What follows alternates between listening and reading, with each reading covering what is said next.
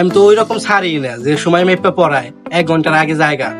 अच्छा সেটা তো আমি জানি, তাড়াতাড়ি ছুটি দিয়ে জানগা জিএফের সাথে দেখা করতে।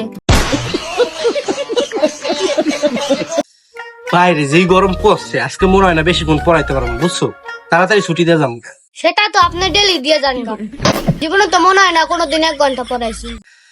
আরে আমার মতো ভালো স্যাররা তো বোঝে নাই 1 ঘন্টা পড়ায় না, ये क्या অল্পতেই पकड़े हो হয়ে मादर যায়। चोद সেটা তো আমি জানি, তাড়াতাড়ি ছুটি দিয়ে জানগা জিএফের সাথে দেখা করতে।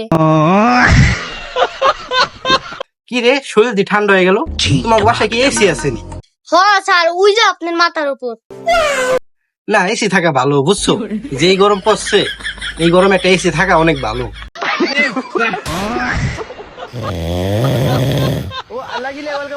স্যার ও স্যার, উড়েন, ঘুমাই যেতেছেন গাদি। কি স্যার, আজকে 1.5 ঘন্টা হয়ে যেতেছে, ছুটি দিবেন না? আরে সময় মেপে কি পড়ান যায়নি, বুঝো নাই? আমি তো ওই রকম ছাড়ি না যে সময় মেপে পড়ায় 1 ঘন্টার আগে জায়গা। আমার কাছে আমার স্টুডেন্টের রেজাল্টটাই বড়। ডেলি 40 মিনিট পরে জানগা, আজকে তো বেশি পড়াইতেছেন।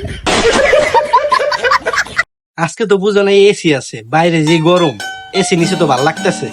তুমি পড়ো, আমি আরেকটু ঘুমাই। খালি ফাঁকিবাজি করার দান দান, না? কি স্যার আজকে দিয়ে 4 ঘন্টা হয়ে যেতেছে, ছুটি দিবেন না? আরে বুঝেন নাই, সামনে তোর পরীক্ষা, সিলেবাস শেষ করতে হবে না? আর আমি তো ওই রকম স্যার না যারা কম পড়ায় বা ফাঁকিবাজি করে। আমার একটা দায়িত্ব আছে না? আমার কাছে তো রেজাল্টই সবার বড়।